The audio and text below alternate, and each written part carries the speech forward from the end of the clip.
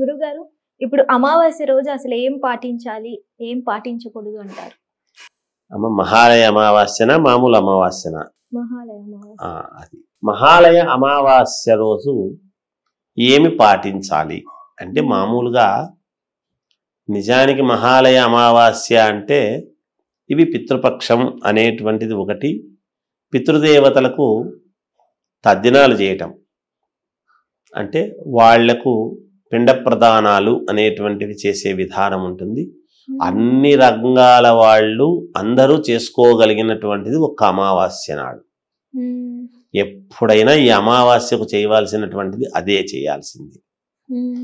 ఎందువల్ల అది చేస్తే ఏమవుతుంది అంటే, ఎప్పుడైతే పితృదేవతల యొక్క తృప్తి అనేటువంటిది మనము ఆ రోజు చేయవలసినటువంటి విధి విధానాలు అనేటువంటివి ఉన్నాయి మనకు, అవి పాటించి చేస్తాము, మన కుటుంబానికి మనకు యశస్సు అనేటువంటిది కలగజేస్తాడు. ఎందుకు? మనం ఒక పదం వింటాం, యద్భావం తద్భవతి అని. అంటే నువ్వు ఏమి కోరుకుంటావో, నీ భావన ఏదైతే ఉంటుందో అదే నీకు ప్రాప్తిస్తుంది గాక. ఏమిటి కోరిక?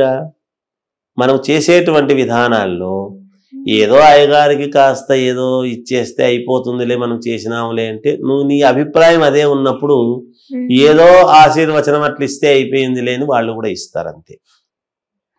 నా తండ్రికి నేను శ్రద్ధతో చేసేటువంటిది ఇది, నేను చేసి తీరాల్సిందే, ఏది తప్పినా ఇది తప్పకూడదు, నా పితృదేవతలు అక్కడ పైన సంతోషముతో ఉండాలి. సంతోషంగా అంటే వాళ్ళే దేహంతో లేరు కదా, దేహం ఇక్కడే పోయిందిగా, కానీ వాళ్ళ ఆత్మ శాంతించాలి అనేటువంటి భావనతో అని. కానీ లేకపోతే నన్ను కన్న నా తండ్రికి నేను ఇచ్చేటువంటి రుణం ఏమిటి?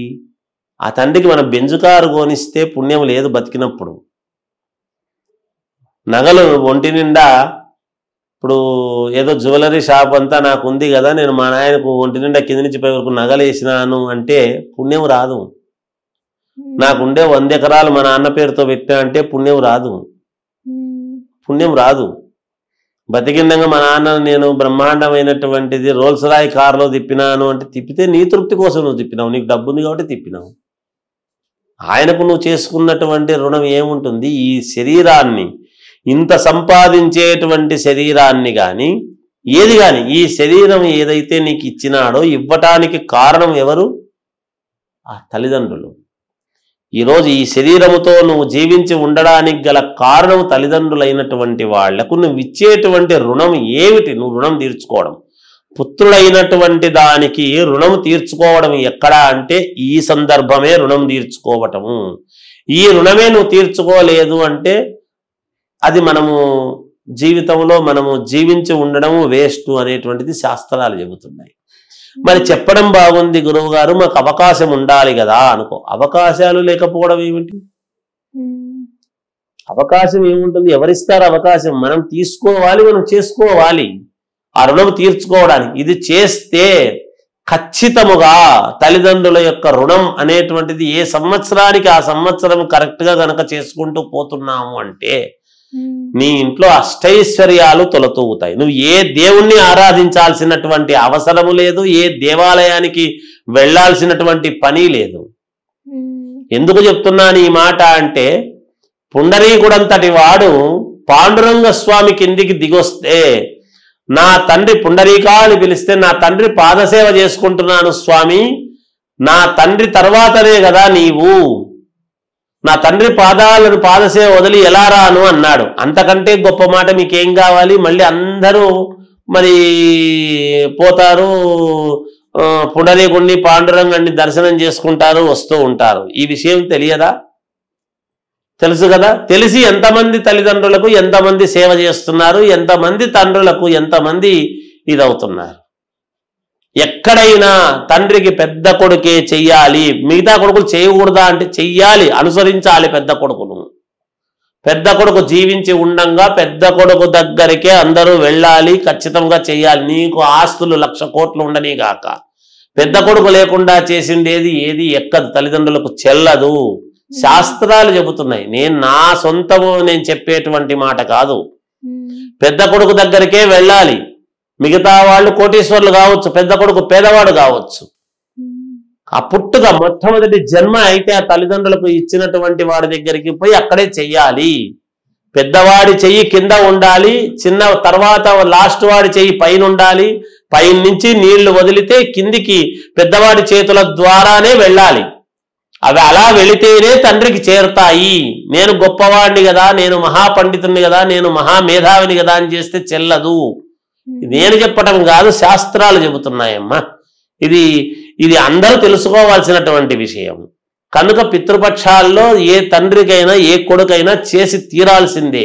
నేను చెయ్యలేదు, చెయ్యలేకపోతున్నాము అనేటువంటి సందర్భాలు ఏవి, ఎప్పుడు అని కనుక మనం ఆలోచన చేసినట్టయితే వీరికి శరీరము పని చేయకనో, ఇబ్బంది అయ్యో, అవసాన నాకు చేత కాలేదు, శరీరం అనుకూలించలేదు, ఆరోగ్యం అనుకూలించలేదు అన్నప్పుడు, ఇలాంటివి ఉన్నప్పుడు నువ్వు చేయకపోయినా ఒక బ్రాహ్మణ్ణి పిలిచి ఆయనకు నువ్వు ఈ మన స్వయంపాకం అనేటువంటిది ఉంటుంది, తండ్రి పేరు చెప్పి ఇవ్వటం అనేటువంటిది పద్ధతి. అరే నా కొడుకు చేయలేకపోతున్నాడు, వయస్సు రావటం అనేది ఎవరికైనా సర్వసాధారణం కదా.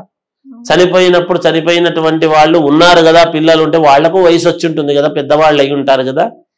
కనుక ఆ ఉద్దేశంతో కొన్ని పని చేస్తున్నారు తప్ప, బాగుండి చేయగలిగినటువంటి స్థితిగతులు ఉండి, డబ్బు ఉండి, అవకాశము ఉండి, అన్నీ ఉండి చేయకుండా పోవటం అనేటువంటిది చాలా తప్పు, నేరము, చాలా ఇబ్బందులు.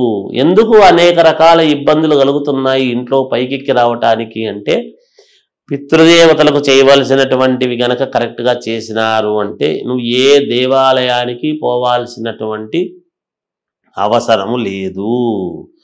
మాతాపితృభ్యో నమః అన్న తర్వాతనే తల్లి, తండ్రి, గురువు, దైవం అని చెప్పినాడు. 4వ వాడు దైవం. నువ్వు గుడికి ఎందుకు పోవాలి? నువ్వు కరెక్ట్గా చేస్తే అవసరమే లేదు. ఇవి చెయ్యి, నీకు దోషాలన్నీ పోతాయి, అవి చూసుకోవాలమ్మా.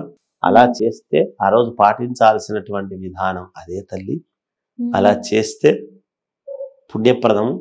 ఆ తండ్రికి ఆత్మతృప్తి, చనిపోయినటువంటి తల్లిదండ్రులకు ఆత్మతృప్తి. వాళ్ళు ఎప్పుడైతే తృప్తి చెందుతారో, నా పిల్లలు నాకు చేసినారు అనేటువంటి తృప్తితోనే మనకు స్థితిగతులు పెరుగుతాయి. ఇది ఎవరో ఇచ్చేది ఏం లేదు, ఎవరివ్వాలి? ఎవరు ఇచ్చేవాడెవడు, లోకంలో తీసుకునేవాడెవడమ్మా? మనము కరెక్ట్గా చేస్తే మనము చేసిన దానికి మన భావానికి తగినటువంటి ఫలితం వస్తుంది. అంత దూరం పెద్దవాడు అన్నాడు కదా, ఏం పోతావులే, మనం ఇక్కడ చేసుకుందాంలే, ఆయన కరెక్ట్ కాదు, దుర్మార్గుడు మనం చేస్తున్నాం, ఆ భావన అట్లే ఉంటుంది గాక, నీకు అంతే వస్తుంది గాక. తథాస్తు. ధన్యవాదాలు.